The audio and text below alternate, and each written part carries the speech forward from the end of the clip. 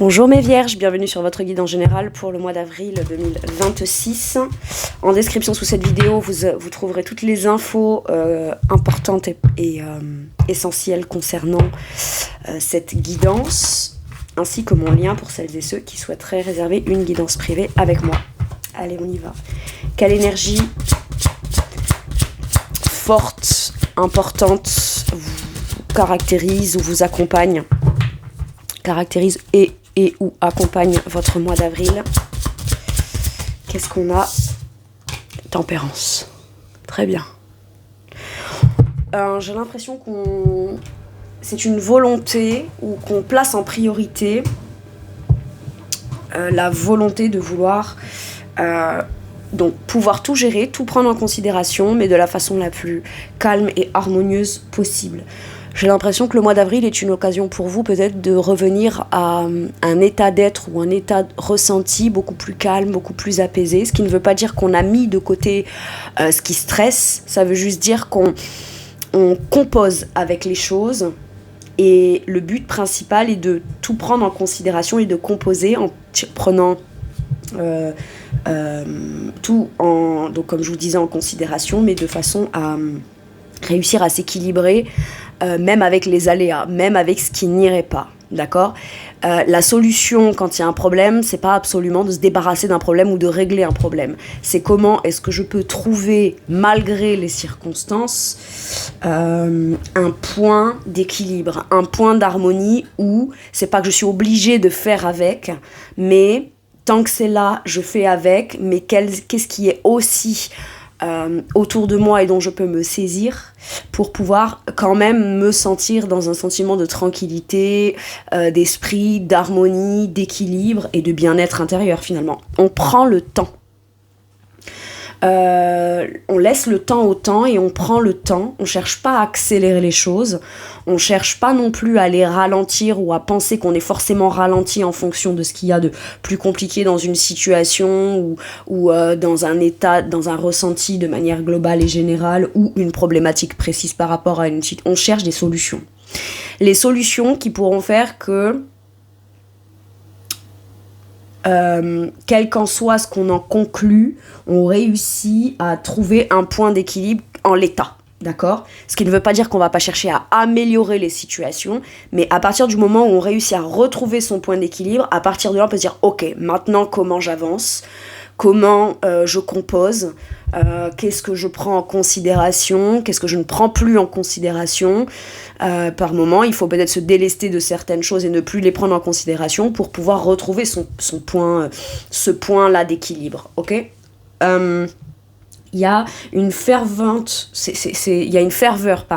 dans la volonté, je le sens, d'être le plus tranquille, apaisé. Ça peut être aussi une organisation, une façon de s'organiser ou de repenser son organisation, même de voir l'organisation qu'on a. Si je suis stressée, s'il y a un tumulte, s'il y a des choses que je n'arrive pas à prendre en charge ou en considération, c'est que peut-être je devrais revoir une façon de m'organiser qui est beaucoup plus douce pour moi et du coup dans une optique beaucoup plus...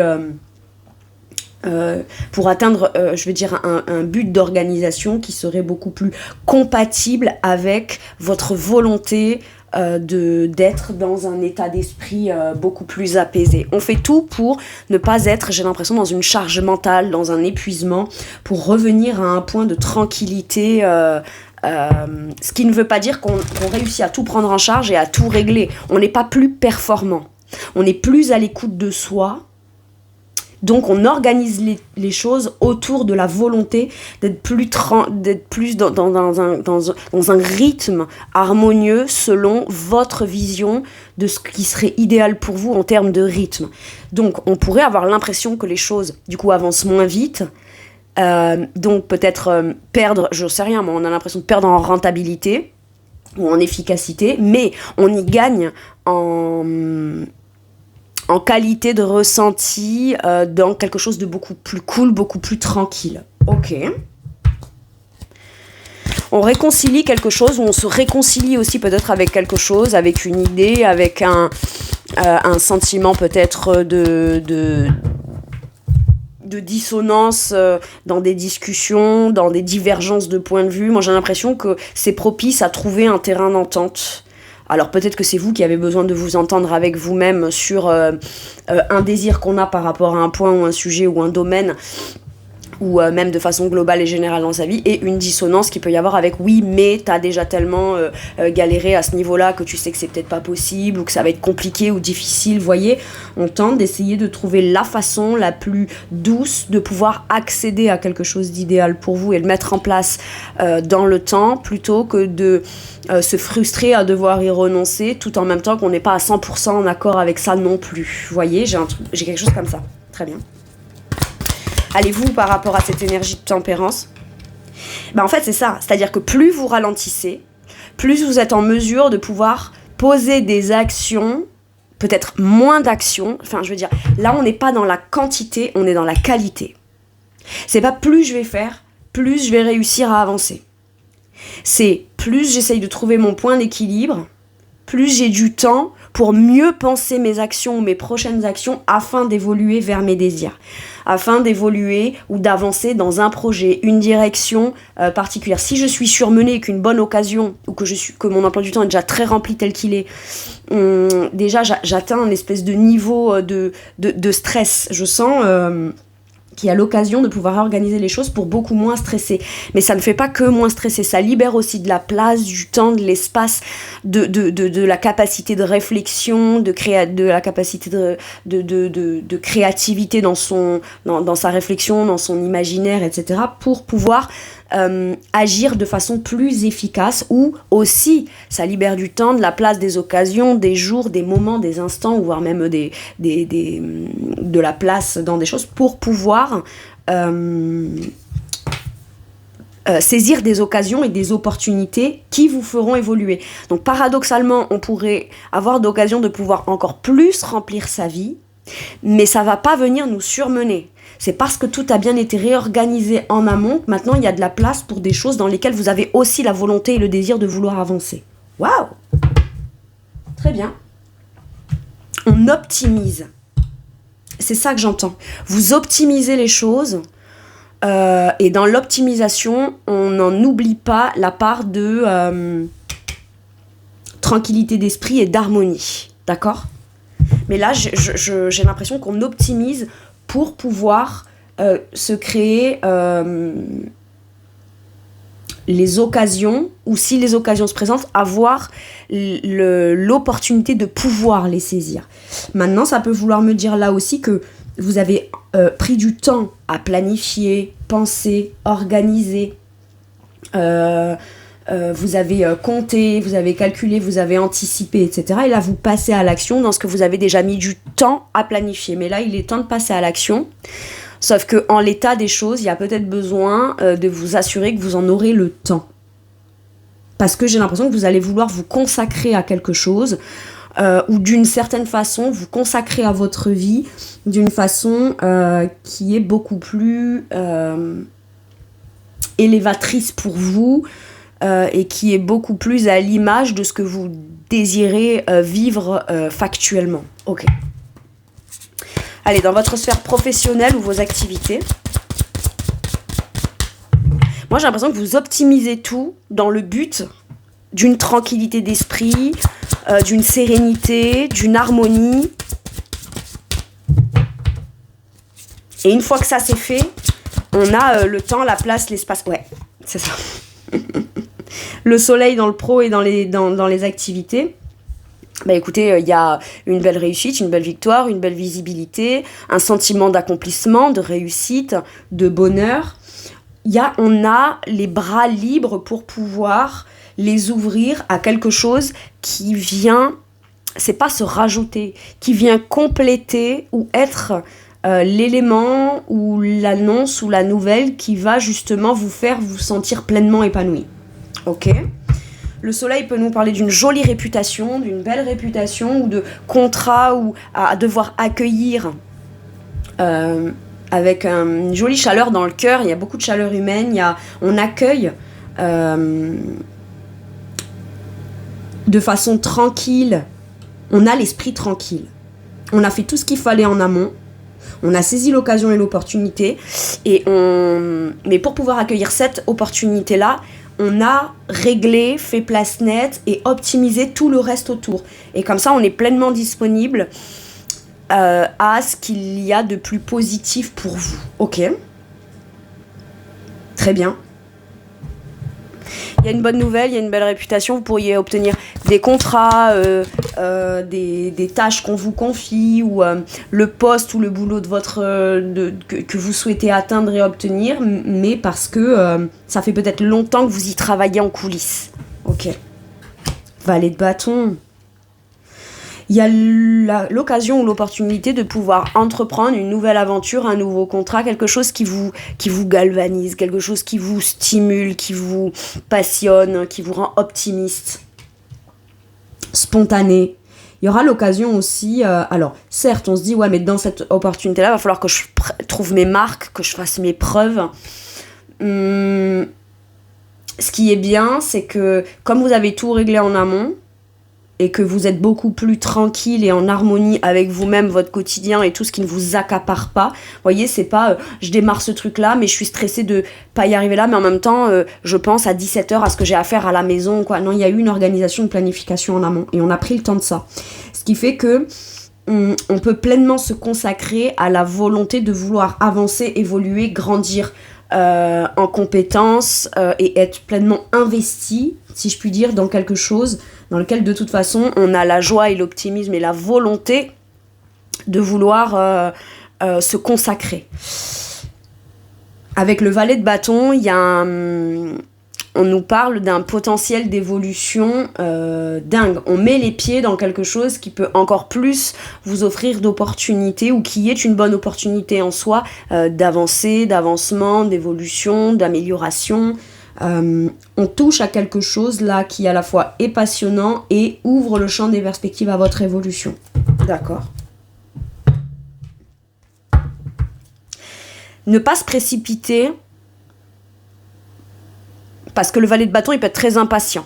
D'accord ? Il peut quand même être impatient et vouloir vite grandir. C'est un peu comme l'enfant qui commencerait à marcher et qui cherche déjà à courir. Vous voyez ? Il y a besoin de déjà être content d'avoir l'occasion de pouvoir marcher et d'accélérer au fur et à mesure. D'accord ?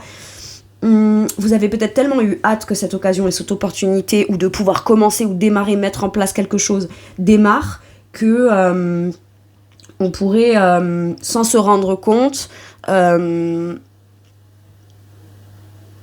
vouloir que ça aille très vite parce qu'on veut vite les résultats. Mais réjouissez-vous déjà de l'occasion de pouvoir passer à l'action, pouvoir commencer à pratiquer ou pouvoir faire quelque chose.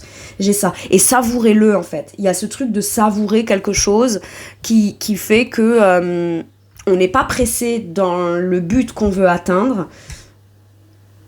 Par contre, on peut être très content et optimiste de vivre l'émotion de fait d'être... de plus rêver à ça, mais d'être satisfait de pouvoir pratiquer ça. Très bien. Pratiquer ou découvrir ou apprendre ou évoluer, je sais pas ce que c'est, mais ça, si ça vous parle, c'est à vous de le placer. Mais beaucoup de joie, beaucoup de spontanéité, c'est bien. Il y a l'occasion d'entreprendre ou d'accueillir une opportunité où vous allez pouvoir entreprendre. Alors vous pourriez vous placer en petit valet de bâton du style ouais mais est-ce que je vais être à la hauteur, compétente et voilà. Tu pars d'une base où si on t'a ouvert les portes ou si l'occasion se présente ou si tu as commencé à le faire, c'est que tu as forcément une marge de progression qui est géniale, hein. D'accord ? C'est ça le premier truc à accueillir. Ok ? Dans votre sphère matérielle et financière, le 7 d'épée. Alors, est-ce qu'on fuit une réalité financière ou est-ce qu'on a fait des dépenses et on veut pas trop faire de bilan, on veut pas trop voir jusqu'où il y a peut-être des peurs. Peur d'être trahi ou peur d'être trompé ou de se tromper matériellement et financièrement. Maintenant, tout ce qui concerne de l'argent, des finances, des biens, des investissements, etc., on vous dit clarifiez-le. On peut vous offrir quelque chose qui, sur le papier, représente votre rêve. Donc, parce que c'est votre rêve, la personne dans la notion de, ou les gens ou l'organisme dans la notion de rémunération pense que votre rêve suffit à ce que vous vous sentiez suffisamment déjà rémunéré de simple fait de le vivre. Faites bien gaffe à toutes les petites lignes, tous les petits contrats, toutes les petites magouilles. Il peut y avoir aussi, si vous achetez un véhicule, une voiture, enfin voilà, une voiture, un véhicule, ou des choses comme ça, où vous voulez investir dans quelque chose qui vous coûte de l'argent, faites bien gaffe aux vices cachés ou aux choses comme ça. D'accord ? Ou alors, c'est très simple. Si on vous dit mais non mais il n'y a pas de problème, etc., et que vous en apparence en effet il n'y a pas de problème et que vous avez une intuition, dites très bien, et ben à ce moment là on va le faire officialiser. S'il y a le moindre problème, voyez, cherchez à avoir des garanties avant de vous engager, c'est super important, parce que comme ça, si la personne elle avait pas l'intention ou elle avait l'intention, elle signera jamais des garanties, elle vous donnera jamais des garanties parce qu'elle elle sait, d'accord, mais donc si elle signe pas des garanties, ben vaut mieux prendre le temps. Il n'y a pas d'urgence. Il n'y a pas d'urgence parce qu'entre-temps... Alors, je vous donne un exemple. Admettons, c'est l'achat d'un véhicule. Bah, s'il y a une urgence, moi j'ai pas de véhicule, il faut vraiment que je m'en achète un, etc. Est-ce que tu peux pas trouver une solution alternative ou aller demander de l'aide, le temps d'aller trouver un véhicule qui vraiment, tu sens qu'il n'y a pas de problème, tu vois, même si ça te prend une semaine, 10 jours de plus. Vaut mieux galérer 10 jours de plus, parce que le but, c'est pas forcément d'avoir la voiture. Le but, c'est trouver des solutions pour pouvoir me déplacer, en attendant d'être sûr que ce que je vais acquérir puisse être fiable, d'accord ? J'ai ça, parce que sinon, ça pourrait te poser des problèmes sur du plus long terme après coup. Ok ? J'ai un truc comme ça.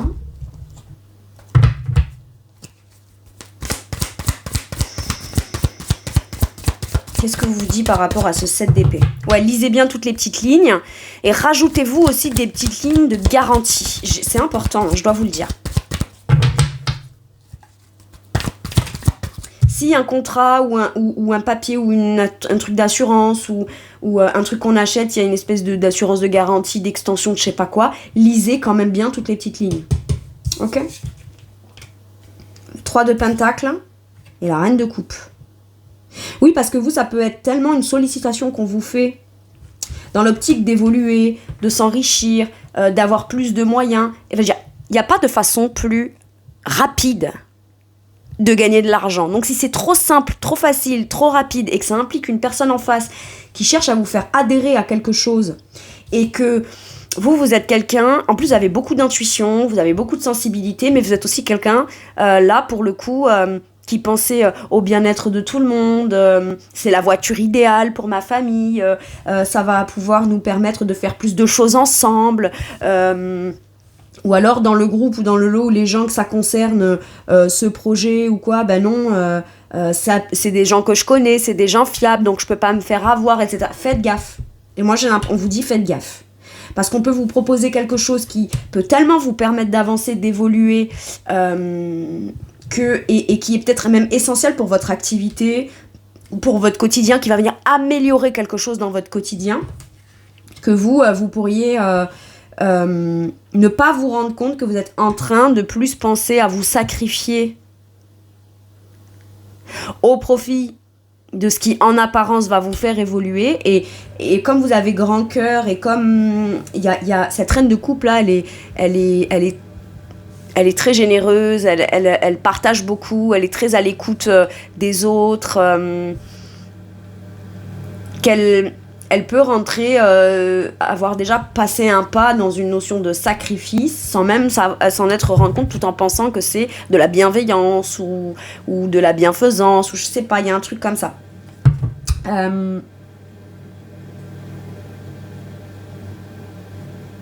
S'il y a un contrat et des négociations, cette reine de coupe a le droit d'amener sa pierre à l'édifice, donc ses exigences et ses garanties dans la négociation. Si l'autre en face ne s'engage pas dans vos garanties à vous, tout en même temps qu'elle exige que vous deviez lui faire confiance pour ses garanties à elle, c'est qu'il y a pardon, mais il y a anguille sous roche. Hein. Moi, j'ai un truc comme ça, là. Voilà.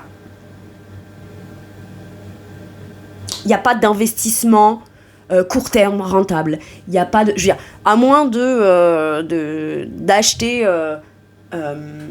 un billet j'en sais rien moi, de loto et de gagner au loto parce qu'on a infiniment de la chance. Voilà, mais sinon, à part ça, il n'y a pas de court chemin d'investissement rentable qui promettent forcément des garanties de résultats ou de plus-value ou de choses comme ça. Je sais pas pourquoi je vous dis ça. Hein.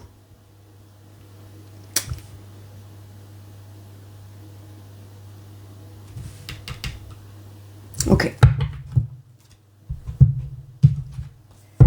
Ça peut vouloir me dire aussi que vous dépensez beaucoup d'argent et vous contribuez beaucoup au projet ou au bien-être ou quelque chose comme ça, mais des autres, des gens autour de vous, et que ces gens-là, ils savent bien en profiter quand même. Il peut y avoir par exemple des gens qui disent ouais tu sais je suis dans la merde machin nan, et vous parce que vous aimez beaucoup ces personnes vous contribuez, vous participez, vous je sais pas moi les anniversaires vous mettez j'en sais rien une forte somme d'argent pour contribuer à un cadeau, à un truc pour eux ou je sais pas quoi, et ou alors vous prêtez de l'argent, ou enfin voilà, vous êtes là, vous êtes investi, vous êtes impliqué, parce que pour vous c'est normal dans la, je dirais dans le fait de nourrir, d'alimenter et d'être participatif et engagé et investi dans vos relations par exemple.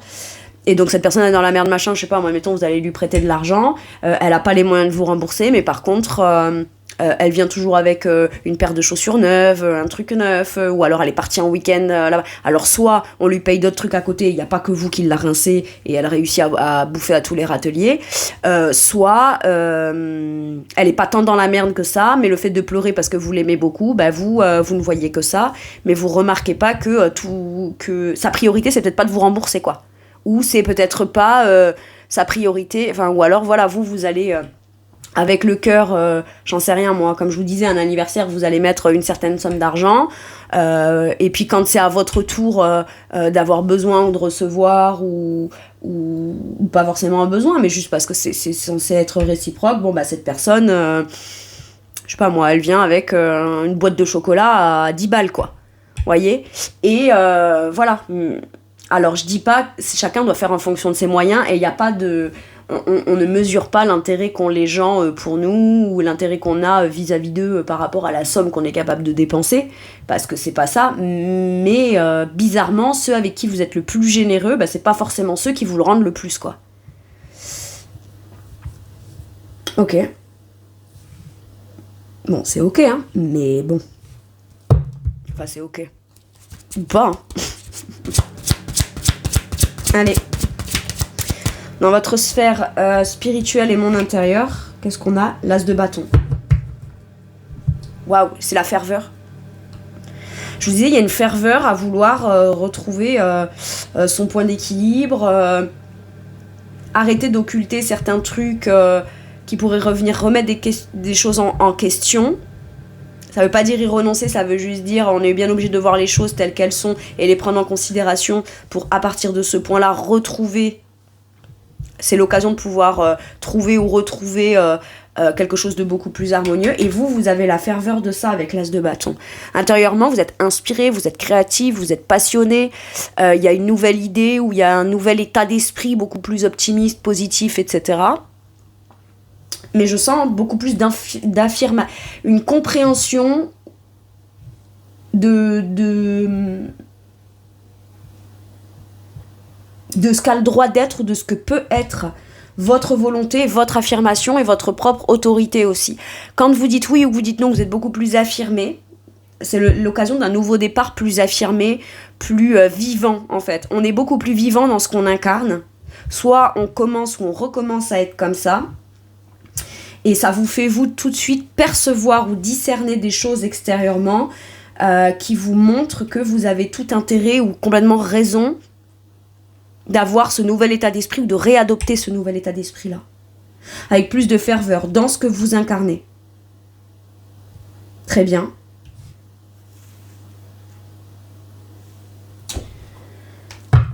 Ok.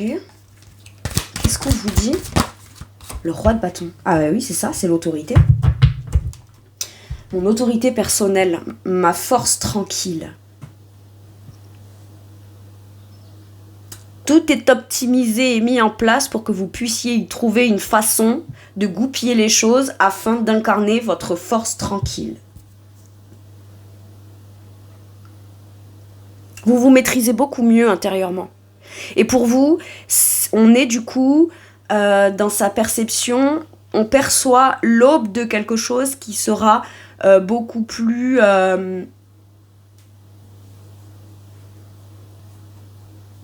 beaucoup mieux géré intérieurement ou dans sa façon de le vivre. Il y a une autorité naturelle qui s'éveille, qui se réveille ou que vous atteignez et ça vous fait tout de suite, ça vous donne des idées, ça vous inspire. Mais c'est comme un cercle vertueux là. Une conscientisation, une compréhension, une nouvelle compréhension de quelque chose liée à de l'affirmation personnelle vous pousse à vous affirmer personnellement. Et parce que vous vous affirmez personnellement, ça vient entretenir intérieurement votre ferveur à vouloir exister tel que vous êtes, à votre façon, dans qui vous êtes, dans ce qui est non négociable et doit être respecté chez vous. Maintenant, on peut ne pas être d'accord avec vous, mais très honnêtement, le roi de bâton, même si on dit qu'on n'est pas d'accord avec lui, bon ben lui, ça enlève rien aux autres, hein. Ça enlève rien aux autres. Ça, par contre, ça a tout à lui apporter à lui. Il y a une espèce d'autorité naturelle que vous incarnez. Vous mettez les choses en place de façon beaucoup plus affirmée. Et vous assumez ça. Il y a une notion de j'assume. J'assume le droit ou la volonté d'avoir le droit ou le droit à ma volonté d'être le propre chef, si je puis dire, de ma propre vie, quoi. On maîtrise mieux son émotionnel, on comprend quelque chose qui permet de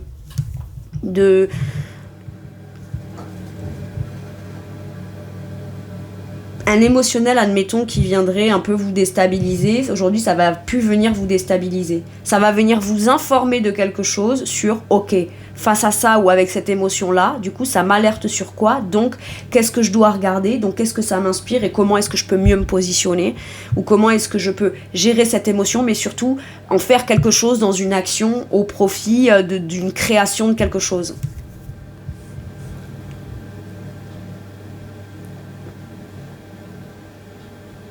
Pour moi, vous êtes maître de votre feu intérieur, là. Et vous avez la ferme intention que plus rien, ni personne, ni quoi que ce soit puisse venir amoindrir ce leader intérieur que vous avez le droit d'être pour vous-même, en fait. Ok. C'est intéressant. Alors, si c'est ça que vous commencez à comprendre, bon, bah, c'est très bien. Personne d'autre que vous n'a le droit de vouloir avoir la volonté de venir avoir un quelconque impact sur votre intériorité. Votre monde intérieur, ce que vous croyez, ce que vous ne croyez pas, voyez ?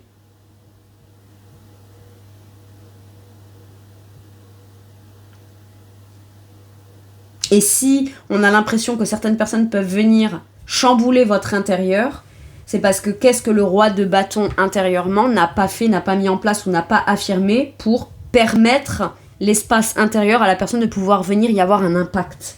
Voyez ? Vous êtes comme le gardien de vous-même, là. J'aime bien. Mais un gardien qui se connaît, qui se reconnaît, qui est incarné, qui est là et qui prend en charge son poste et sa responsabilité, quoi. Ok.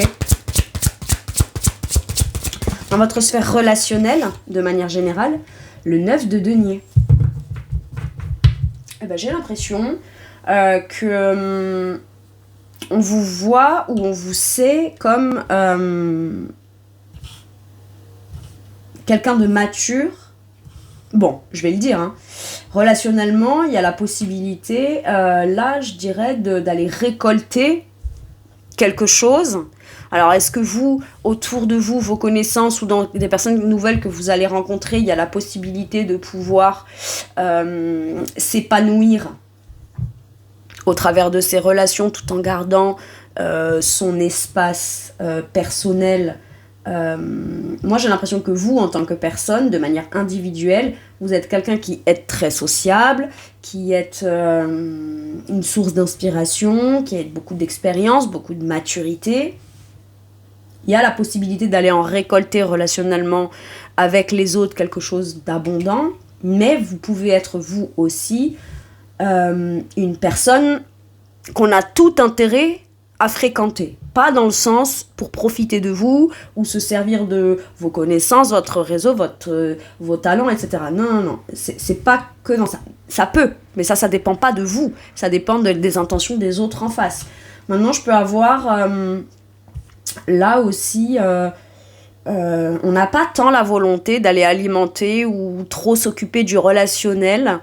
On se positionne quand même pas à part des autres, mais on a quand même besoin d'être plus en relation avec soi-même dans des activités qui ne vous concernent que vous ou que vous pouvez pratiquer avec des gens qui ont un peu le même état, qui ne vont pas venir empiéter sur votre terrain de bien-être personnel, voyez ?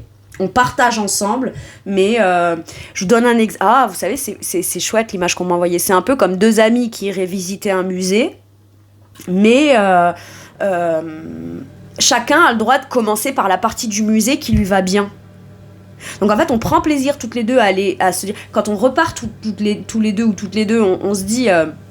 Oh, c'était chouette cette visite de musée, oh là là, machin, je me suis régalée. Et toi, du coup, t'as visité quoi ? T'as vu quoi en premier ? T'as pensé quoi de ça ? Et ça, tu l'as vu ou pas ?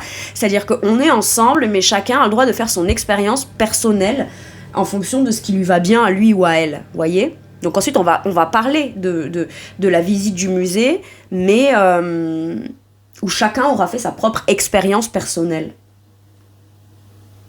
Ben moi je préfère aller là. Ah ben d'accord, vas-y, écoute, moi je préfère aller là. Non mais c'est ok, viens, on se retrouve là à un moment donné ou quoi, et si après tu repasses par là, plus tard tu me diras ce que tu as vu, ce que tu as pensé, machin. Vous voyez, mais on peut faire les choses ensemble sans forcément pouvoir empiéter sur le terrain de l'autre. Et j'ai l'impression qu'on va plutôt prioriser ou privilégier des types de relations ou des relations avec qui ça c'est possible. Très bien.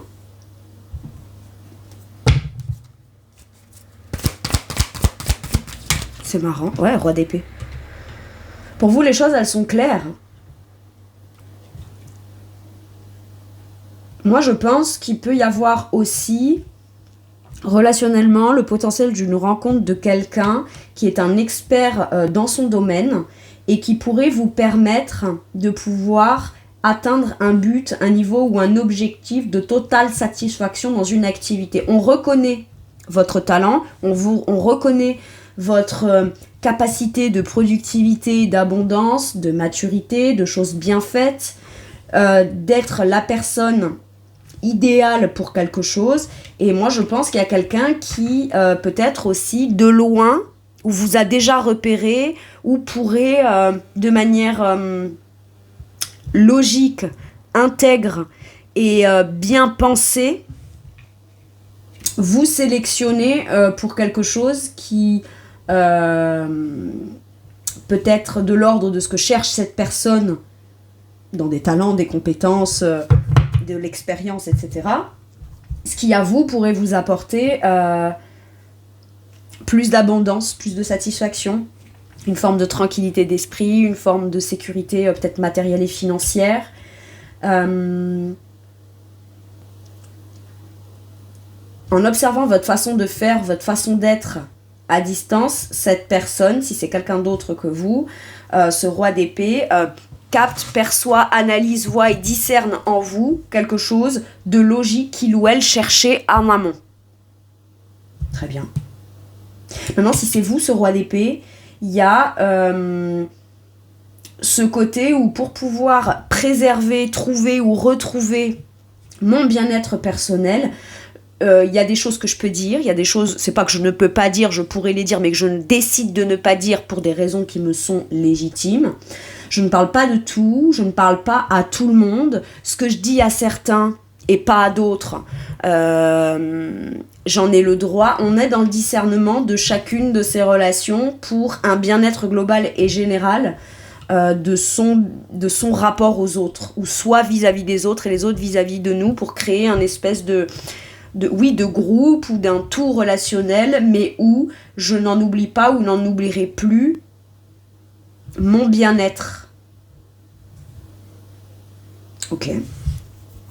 Pour moi, il y a des relations qui pourraient porter leurs fruits dans le fait de pouvoir être des occasions ou des opportunités beaucoup plus abondantes. Maintenant, je peux avoir aussi, relationnellement, quelqu'un avec qui on est en collaboration ou en négociation ou dans le fait d'envisager une façon de vivre ou de se vivre ses activités, son quotidien, son organisation, son planning, et on pourrait pouvoir avoir envie de vouloir déléguer certaines responsabilités à quelqu'un qui en a les compétences, les capacités, qui peut-être depuis votre point de vue un expert dans le domaine ou quelqu'un de suffisamment fiable et objectif pour lui confier ces tâches-là, et que vous puissiez du coup, c'est pas vous en délester, mais pouvoir jouir et profiter pleinement des bienfaits. Je vous donne un exemple, admettons, vous déléguez à quelqu'un, je sais pas moi, le fait d'alimenter vos réseaux sociaux ou communiquer sur votre... je sais pas moi, sur votre activité, sur ce que vous produisez, ou alors sur les prises de rendez-vous, la communication, négociation de contrat ou des choses comme ça, ce qui à vous laisse beaucoup plus de temps factuellement, par exemple, pour pleinement vous épanouir juste à faire ce que vous faites, voyez, sans avoir besoin de une fois que c'est fait, ça, j'ai encore les réseaux sociaux à faire, je dois encore rappeler un tel, je dois ci, je dois là, voyez, voilà, j'ai quelque chose comme ça. Ok, c'est particulier. Pourquoi pas? Très bien. Bon, relationnellement, on est plutôt objectif.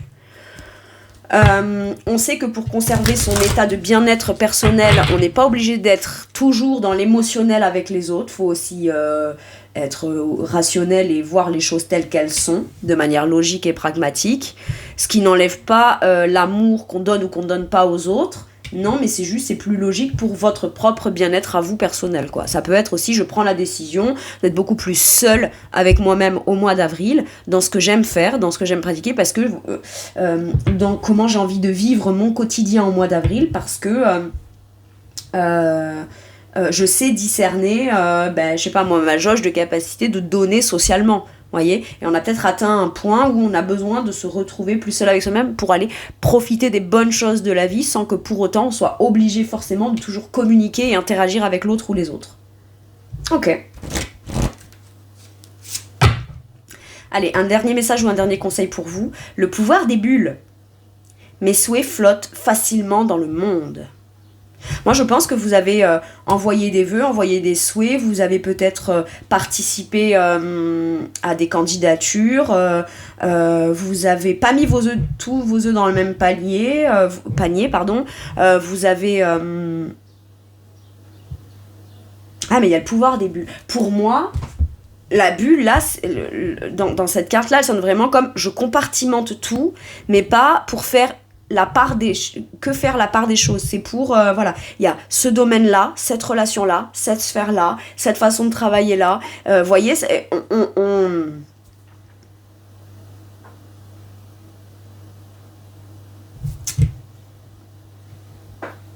on protège et on optimise chacune des sphères de sa vie en fait.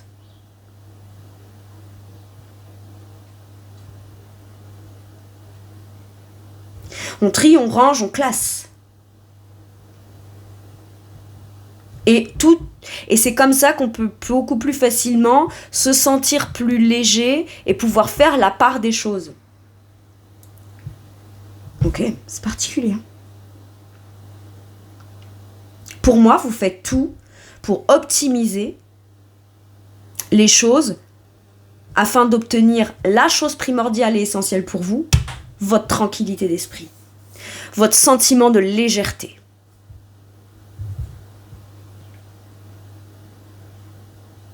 Très bien.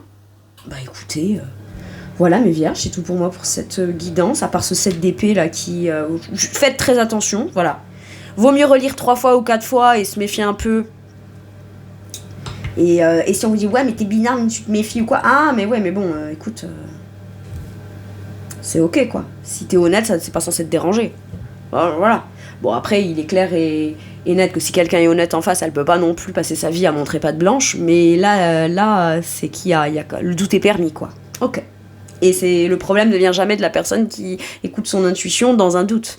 Si le doute n'est pas directement clarifié, c'est qu'on a très bien fait de s'accorder le bénéfice du doute à soi-même. Bref, je vous embrasse bien fort et je vous souhaite un magnifique mois d'avril. Prenez bien soin de vous et à bientôt pour une nouvelle guidance. Merci, au revoir.